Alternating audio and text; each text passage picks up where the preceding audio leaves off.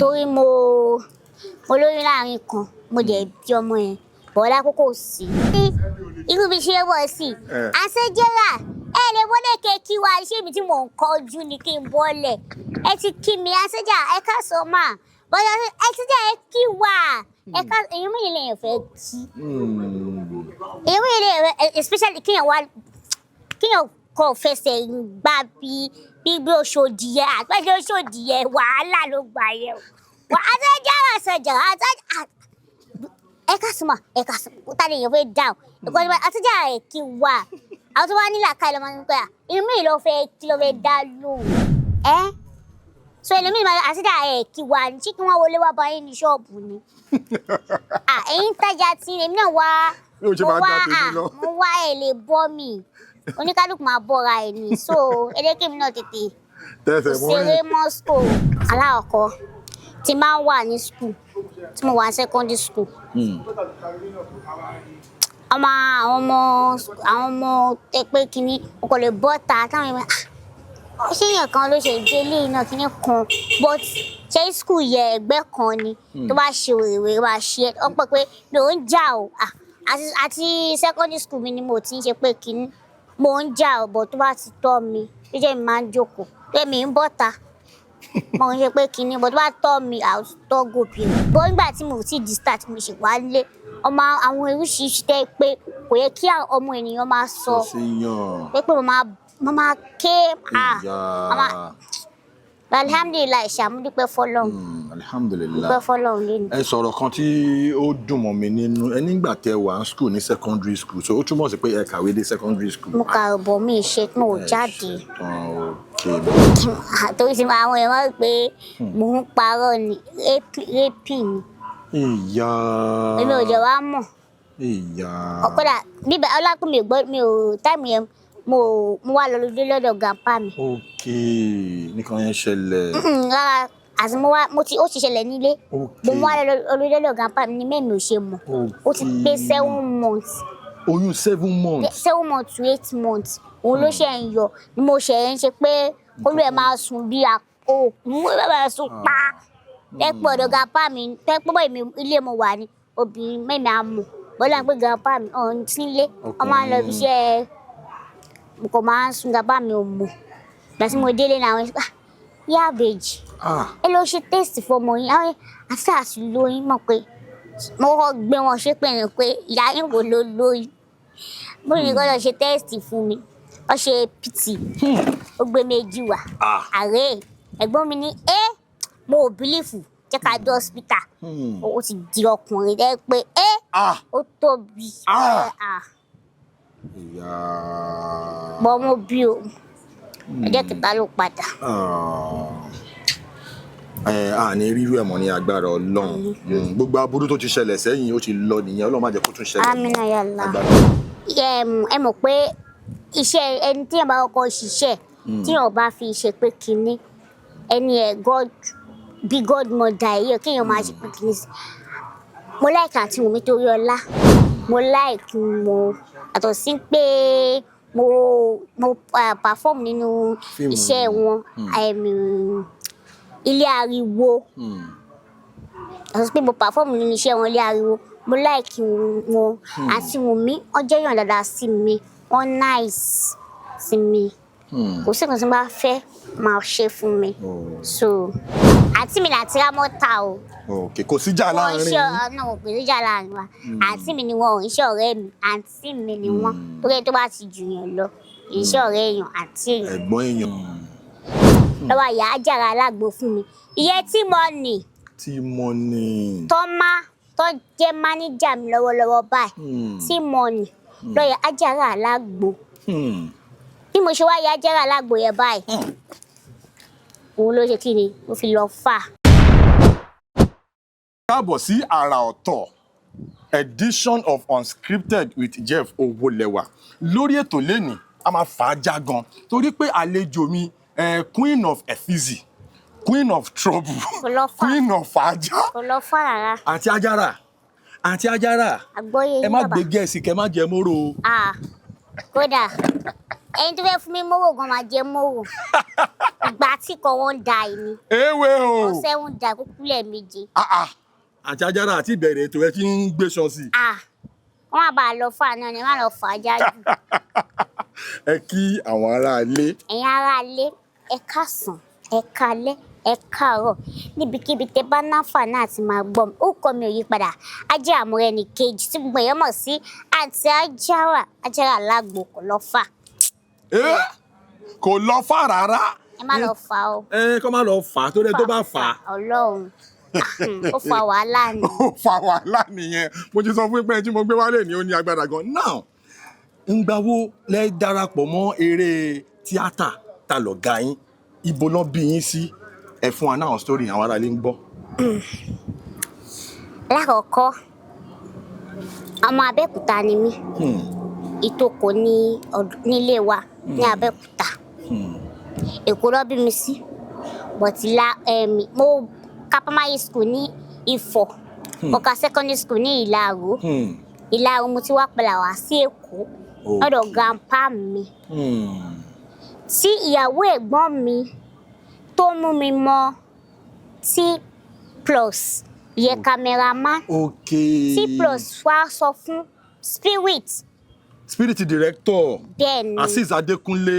Bẹ́ẹ̀ni, ìwọ tó bá ti mọ Spirit ó mọ̀ yàn. So Spirit yẹ ló wá fi mí hàn Wunmi Toriola. So iṣẹ́ Wunmi Toriola ilé ariwo ó wá yà nípasẹ̀ ẹ̀dà ní Kọ́lámì báyìí. So ilé ariwo yẹ òun ni movie tí màá kọ́kọ́ ṣe. So ìgbà tó ga mi wá yìí pé ọmọ yìí o kíní yìí kárátà yìí ó ṣe pé kíní o lọ́wọ́ ìyá Ajara alágbo fún mi. Ìyẹn T-Money. Tó jẹ́ máníjà mi lọ́wọ́lọ́wọ́ báyìí. T-Money lọ́yà Ajara alágbo. Bí mo ṣe wá ya Ajara alágbo yẹn báyìí. Òun ló ṣe kí ni ó fi lọ fà. Ó lọ fà. Àwọn ẹ̀mí ń pè mí ní Aunty Ajara alágbo. Wunmi Toriola ló fún mi láti Ajara. Ọ̀gá mi ló ya Ajara alágbo fún mi. Láwọn ẹ̀mí máa sọ pé Aunty Ajara alágbo kò lọ fà o. So Ajara alágbo ló tà mí síta bí mo ṣe ń sọ̀rọ̀ báyìí. Now ẹ jẹ́ ká wo agbami ètò torí pé lórí ètò lẹ́ni a máa fàájà. Mo ti sọ fún yín pé Queen of Trouble ló wà ń bí. Kò lọ fà o. Ẹ jẹ́ ká mọ nǹkan tá à ń ṣe o. Wá gbé gẹ̀ẹ́sì ọmọ alápá ni. Wá lọ gbé gẹ̀ẹ́sì o. Aunty Ajara, a máa ń rẹ̀yìn àti Wunmi Toriola dáadáa. Ẹ máa jọ ń ṣeré, ẹ máa jọ ń ṣe oríṣiríṣi skiti, cruise, nǹkan kan. Kí ni ìbáṣepọ̀ tó wà láàárín ẹ̀ méjèèjì? Ẹ̀tọ́ sí pé ẹ mọ̀ pé iṣẹ́ ẹni tí ẹ bá kọ́kọ́ ṣiṣẹ́ tí ẹ bá fi ṣe pé kíní ẹni bí godmother yìí kí èèyàn máa ṣe pé kíní sí. Mo like àti Wunmi Toriola. Mo like mo àtọ̀ sí pé mo perform nínú iṣẹ́ wọn ilé ariwo. Àtọ̀ sí pé mo perform nínú iṣẹ́ wọn ilé ariwo. Mo like wọn àti Wunmi wọ́n jẹ́ èèyàn dáadáa sí mi. Wọ́n nice sí mi. Kò sí nǹkan tí mo bá fẹ́ máa ṣe fún mi. So. Ní ká tún tẹ̀síwájú, a máa ń rí ẹ̀yin àti another Queen of Trouble, Aunty Ramota. A wá rí skit kan tẹ́ méjèèjì ṣe tó jẹ́ pé bẹ́ẹ̀ ṣe ń fà báyìí Aunty Ramota náà ń fà á já. Wọ́n á rò pé kí ló ń ṣẹlẹ̀? Gbogbo àwọn èèyàn wá rò pé lórí sẹ́ẹ̀tì yìí nǹkan máa ṣẹlẹ̀. Kí ni nǹkan tó ṣẹlẹ̀ gangan láàrin ẹ̀yin àti Aunty Ramota tí gbogbo ẹ fi dáríwó? Orí sẹ́ẹ̀tì Ajara alágbo náà ni. Wọ́n wá mo dẹ̀ kí wọn first day tí mi máa rí wọn ni mo dẹ̀ kí wọn. Bó ti mi ò mọ̀ pé àwọn èèyàn ń ṣe fídíò wa. Èyí pé kíní. Àwọn èèyàn dẹ̀ post. Náà dẹ̀ post. Èmi ṣe mọ̀ pé èmi ṣẹ̀ṣẹ̀ jẹ́ pé kíní ni. Èmi mọ̀ pé kọ̀wé ẹ̀ lè ṣẹlẹ̀. So àǹtí mi Aunty Ramota o. Kò síjà láàrin yín. Kò síjà láàrin wa. Àǹtí mi ni wọn ò ń ṣe ọ̀rẹ́ mi. Àǹtí mi ni wọ́n. Torí tó bá ti jù yàn lọ. Iṣẹ́ ọ̀rẹ́ èèyàn àti èèyàn. Ẹ̀gbọ́n èèyàn ni.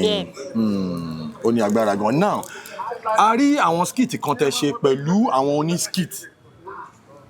Gbàtẹ́ wá dórí sẹ́ẹ̀tì yẹn, a wá rí bọ́n ṣe ń pọ́n yín lé lọ. Bẹ̀bẹ̀ ṣe pọ́n yín lé yẹn, ẹ̀yin gan ẹ kàn ń fi ṣan sí, ẹ kàn bá wọn po làkàdí lórí àwọn skit tá máa ń rí yẹn kí nìkan tó máa ń fún yín ní inspiration kí ló máa ń fún yín ní ginger ṣe máa ń.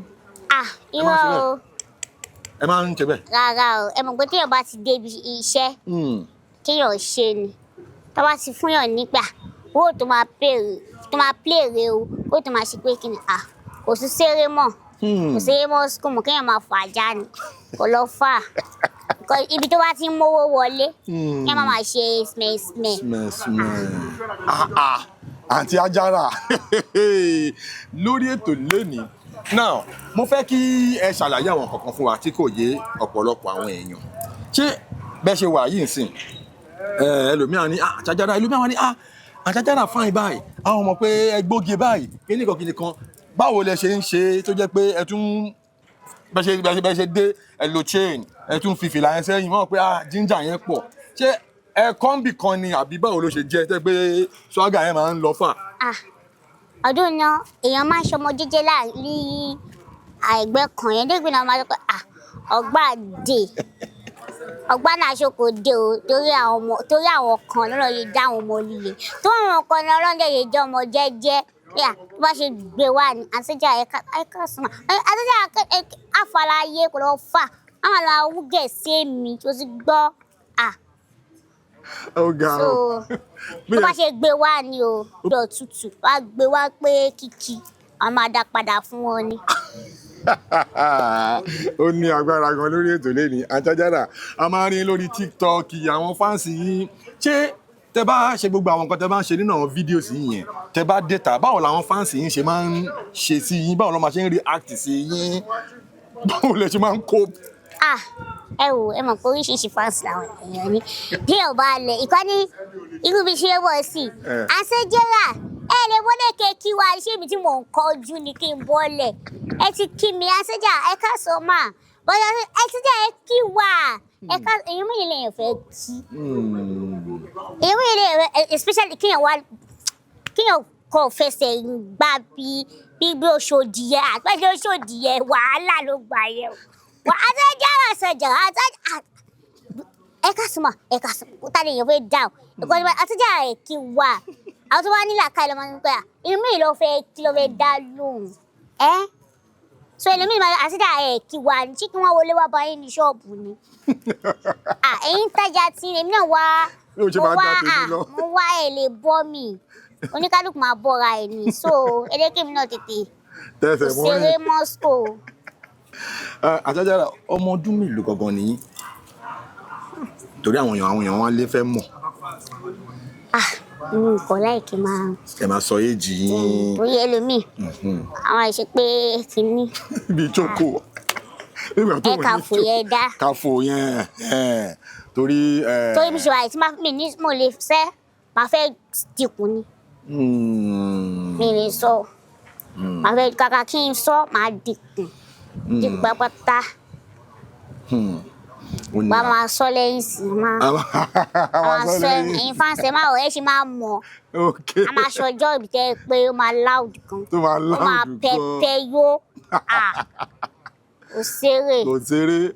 Aunty Ajara ní industry a máa ń ní challenging experience wa kò jẹ́ pé ìpèníjà tó ṣẹlẹ̀ tó jẹ́ pé nídìí iṣẹ́ yìí tàbí kó má jẹ́ ìdí iṣẹ́ yìí gan tó jẹ́ pé nǹkan yẹn ṣẹlẹ̀ sí yàn ò lè gbàgbé mọ́ tẹ́ bá rántí báyìí máa wọ pé ó ní agbára o kí ni nǹkan tó ṣẹlẹ̀ sí yín bóyá lẹ́nu iṣẹ́ yìí táwa yìí ni tàbí níbòmíì ní láìfù yín tó ṣẹlẹ̀ sí yín tẹ́ pé ẹ lè gbàgbé mọ́ tẹ́ bá rántí ẹ ṣí ẹ̀ pẹ̀lú àwọn aráalé bóyá ìkan àbí méjì. Tí iṣẹ́ yìí kò lè tó ìgbà tí mi tí máa ṣe tíátà. Kí ni challenges yẹn? Alákọ̀ọ́kọ́ tí máa ń wà ní school tí mo wà ní secondary school. Àwọn ọmọ tẹ pé kínní o kò lè bọ́ ta táwọn èèyàn ṣé èèyàn kan ló ṣe ìdílé náà kínní kan but ṣe school yẹ ẹgbẹ́ kan ni tó bá ṣe òrèwé bá ṣe ọ pé mi ò ń jà o àti secondary school mi ni mo ti ń ṣe pé kínní mo ń jà o but tó bá ti tọ́ mi ó jẹ́ mi máa ń jókòó pé mi ń bọ́ ta mo ń ṣe pé kínní but tó bá tọ́ mi àtọ́ gòpì o. Ó ti wá ti set. Ó ti lọ nìyẹn bọ̀ ilé tẹ́lẹ̀ mọ̀ pé àwọn ilé face mask slap yẹ oríṣiríṣi àwọn èèyàn ló máa ń gbé bẹ̀.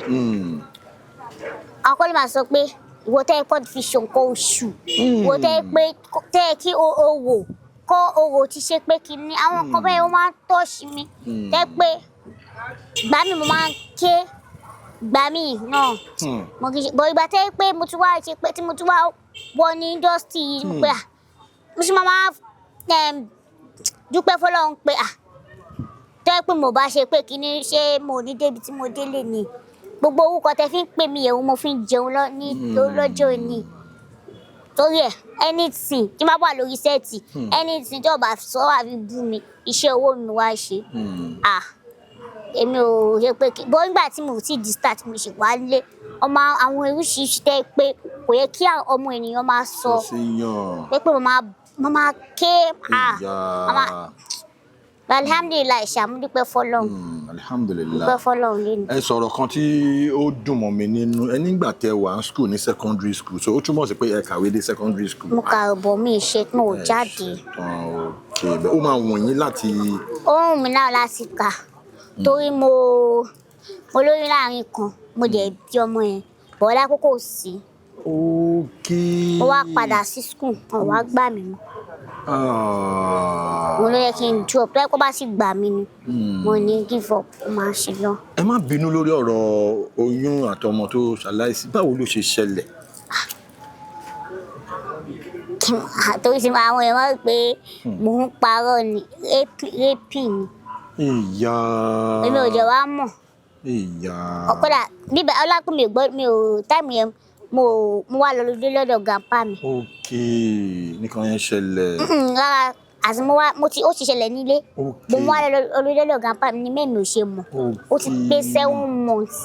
oyún 7 months. 7 months to 8 months òun ló ṣe ń yọ ni mo ṣe ń ṣe pé olú ẹ̀ máa sùn bí òkú ẹ̀ máa sùn pa tẹ́pọ̀ ọ̀dọ̀ grandpa mi tẹ́pọ̀ bọ́ ilé mo wà ní obìnrin mẹ́mi á mọ̀ bọ́lá pé grandpa mi ọ̀hún sílé ọmọ máa ń lọ ibi iṣẹ́ mo kò máa ń sùn grandpa mi ò mọ̀ ìgbà tí mo délé náà àwọn yá àbèjì ẹ lọ ṣe test fọmọ yín àwọn àti àṣìlóyún mọ̀ pé mo kọ́ gbé wọn ṣépè ní pé ìyá yín wò ló lóyún mo ní kó lọ ṣe test fún mi ó ṣe pt ó gbé méjì wá ààrẹ ẹ̀gbọ́n mi ní mo ò bílífù jẹ́ ká dé hospital ó ti di ọkùnrin dẹ́ pé ó tóbi bọ́ mo bí o ẹjẹ́ kẹta ló padà. ní rírú ẹ̀ mọ́ ní agbára Ọlọ́run gbogbo aburú tó ti ṣẹlẹ̀ sẹ́yìn ó ti lọ nìyẹn Ọlọ́run má jẹ́ kó tún ṣẹlẹ̀ agbára Ọlọ́run orí ọ̀tún ló máa ṣẹlẹ̀. now ẹ jẹ́ ká tẹ̀síwájú torí ó láwọn videos kan tá a máa ń rẹ̀yìn àti Ọdúnládé Adékọ́lá tẹ máa ń fà á já kí ni experience yín torí Ọdúnládé Adékọ́lá is one of the biggest actors ní industry wa kí ni ìbáṣepọ̀ tó wà láàrin méjèèjì then kí ni working experience yín pẹ̀lú someone as big as Ọdúnládé Adékọ́lá kí ni experience yẹn ẹ share pẹ̀lú wa bàtẹ́yìn bá wọn ṣiṣẹ́ lórí set. ẹ mọ̀ pé àwọn ti di àgbà òṣèré. bẹ́ẹ̀ni.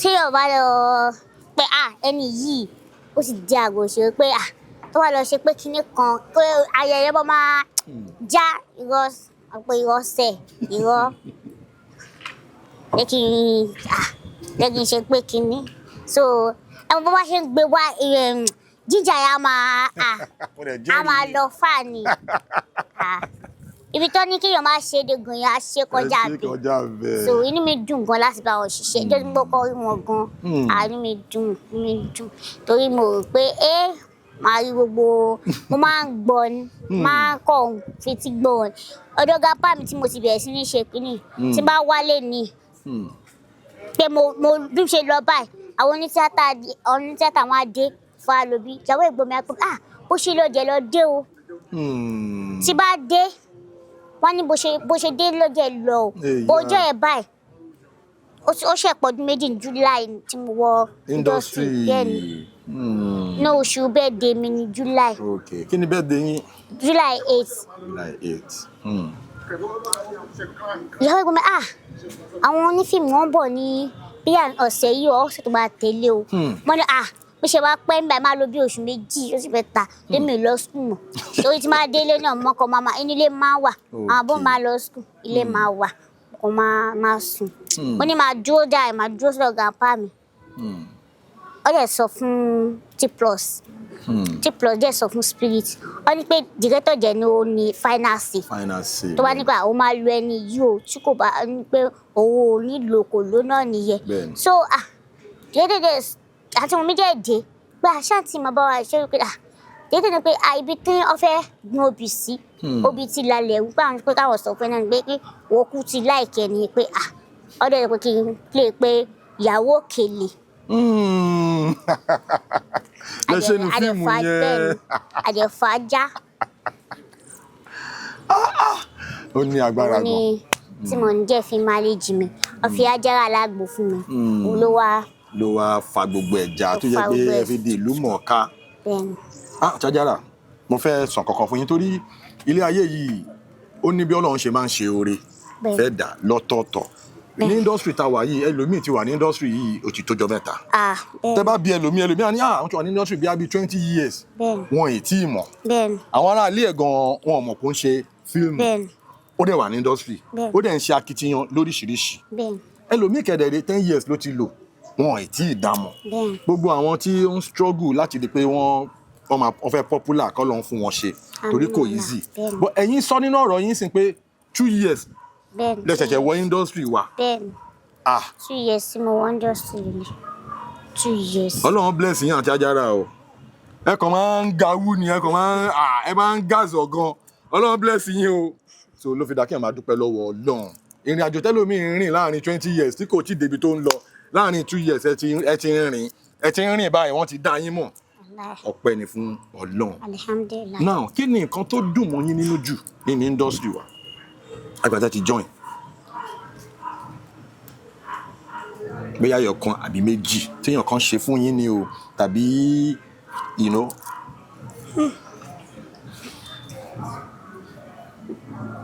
àbí kan gbé pepper soup yẹn wá kẹsàrè bù sí àbí kan gbé level yẹn wá ká dà sára nǹkan tó bá fẹ́ la máa ṣe o. no kò sí ṣe wáyé mi mo ń ṣe pé kinní bó tó bá fi mú kí n bínú kí n sọ̀rọ̀ ayé pé kò yẹ ká mi la anything tí yóò bá ṣe fún mi ó máa ń tẹ́ mi lọ́rùn especially tí ìjọ tí mo lọ sí payment àti Wunmi kẹ́pà ó ní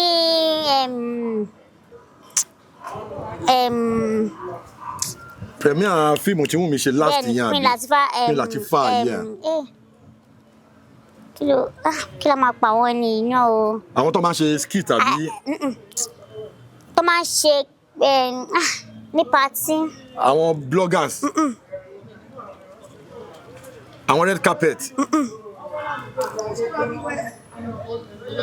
àwọn olórin. no ẹni tó máa ń di mic tó pé mo máa pe. journalist tó máa ń MC. ok. so àwọn MC yẹn tí mo fi lè wọ ní Queen. inú họ́ọ̀lù yẹn. lọ sí pàwọ́sọ́jà emeke mi ò gbọ́ dẹ́pọ̀ mo ò gbọ́ déyàn parọ́ kàn lọ gún mi ní. lórí stage. ọdún kan after tí mo wọ industry ọdún kejì mo ti gbọ́ àṣẹjára kọ́ pé àwọn èèyàn bíi 5 wà láwọn máa pọ̀ kọ́ mi tẹ́lẹ̀ jẹ́ inú mi dùn bọ́ lẹ́nu pé bí ẹ bá ṣe ń rìn lèèyàn ń kó èèyàn àbí bá ṣe lè pé kọ́lá mi gbà bẹ́ẹ̀ yín bá sí mi. wọ́n ti gbà bẹ́ẹ̀. ẹ wo so kò ju bẹ́ẹ̀ lọ. ní ọ̀dọ̀ yín lára àwọn ọmọ àwọn fámìlì yín sẹ́yìn nìkan ni ẹ ní irú station báyìí ni àbí. bẹ́ẹ̀ni èmi kan àfi bí olú ẹ̀ bàbá ti bí ọmọ torí kò sí bí èèyàn ṣe máa bí ọmọ kéèyàn bí ọmọ èèyàn méjì èèyàn á sì bí ẹni tó jọ so èmi nìkan ni mo jẹ́ pé kínní sórí the last born jẹ́ ni mí. kí wàá ní gbogbo àwọn ẹ̀gbọ́n mi wájú ọ̀gá àwọn twins mi lẹ́yìn ọ̀gá. ṣé ẹ ní plan láti marry láti bímọ kí ni àwọn plans yín tí time yẹn bá tó mo mọ̀ pé ṣì wà ní industry ẹ ṣì ń bá wọn fà á já báyìí. kọ́lọ́run kó ṣọ́yàn kó dẹ̀ pààyàn mọ́ kó pààyàn mọ́. tọ́nà bá ní pé àsìkò tó olú ẹ̀ máa marry ó sì máa bímọ àsìkò tó náà ni but mo fẹ́ ṣiṣẹ́ kí n ní àlùbáríkà kí n ní owó ara mi lọ́wọ́ síra torí rẹ̀ bá bímọ ó ṣe wà ọkùnrin kò ní forí rẹ̀ ṣàkóso pé kínní so plan tèmi nìyẹn mo ò fẹ́ pé mo bímọ mo wà nìkan ó wá ọkùnrin kan wá ń dà mí ríbo irọ́ mo ò fẹ́ rárá kí n bímọ tó bá ti má ṣe bímọ kó ní òun ò fẹ́ ọmọ àjẹmọ́nú tèmi ni àtẹ́jọ́ ọmọ torí kí n rí ọmọ tó máa sinmi òun ni mo fẹ́ kí n má ṣe nǹkan kí n kọ́lé mọ́lé kí n ṣe everything kí n ọmọ jogún ṣá so mo.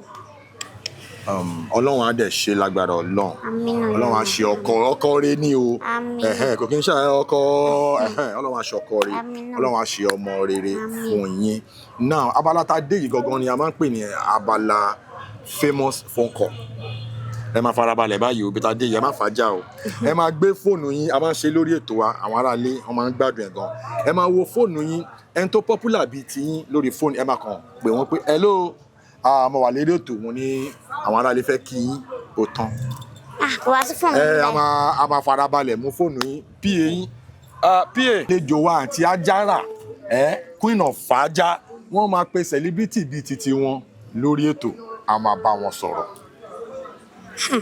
táwa ní kí n pè báyìí o. anybody tẹ bá wùn yín ni kẹ́ pè kó ṣáà ti jẹ́ gbajúgbajà bíi tiyín kò jù bẹ́ẹ̀ lọ àwọn aráalé ń dúró dè yín. alẹ́ má bínú. fóònù yẹn ti ń ríngìn ẹ máa gbọ́ ẹni tí àlejò wa tí wọ́n ń pè bẹ́ẹ̀ ni celebrity phone call famous phone call la máa ń pè. ẹnìdẹ́kẹ́ ni tí mo pè kó bá fún mi lè pè. fún yín lè pè. jẹ́ kí n pè wọ́n lọ́díò. ok ẹ pè wọ́n direct wọ́n máa gbé a ṣe ń dúró ẹ̀yin aráalé ẹ jẹ́ ká fi ẹ̀dọ̀ lórí òróró kálejò wa fi pé. afa máa pè padà.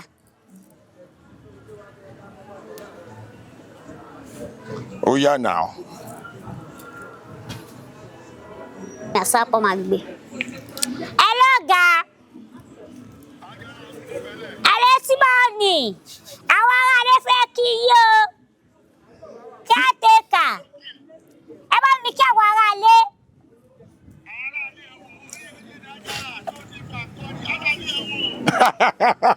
orí ètò làwà T-Money ẹ kí àwọn aráalé a dẹ̀ ti sọ fún wọn pé kán lọ wo kíátẹ́kà lórí broda Samuel TV.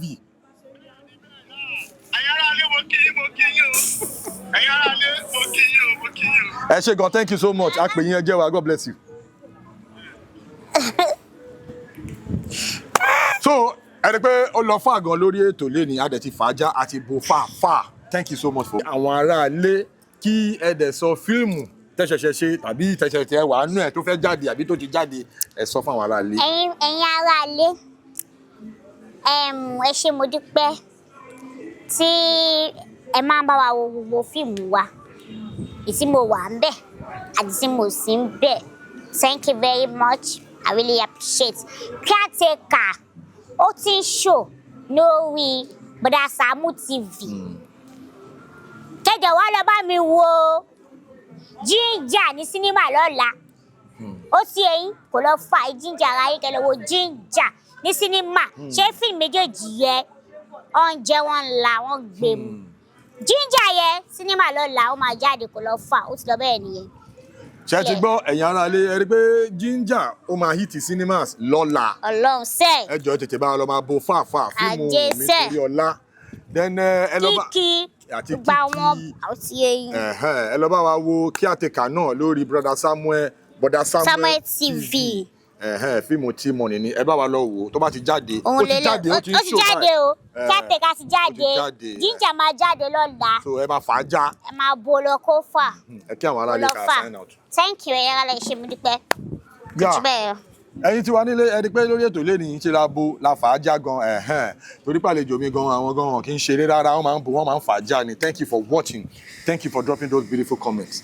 Unscripted ìletò Jeff Owolewa lórúkọ mi, see you on the other side. Hala tí ẹ bá mọ̀ pé tí subscribe tẹ̀lé ń wo videos wa ẹ bá wa lọ subscribe. Thank you so much, God bless you. wàhálà Tracy.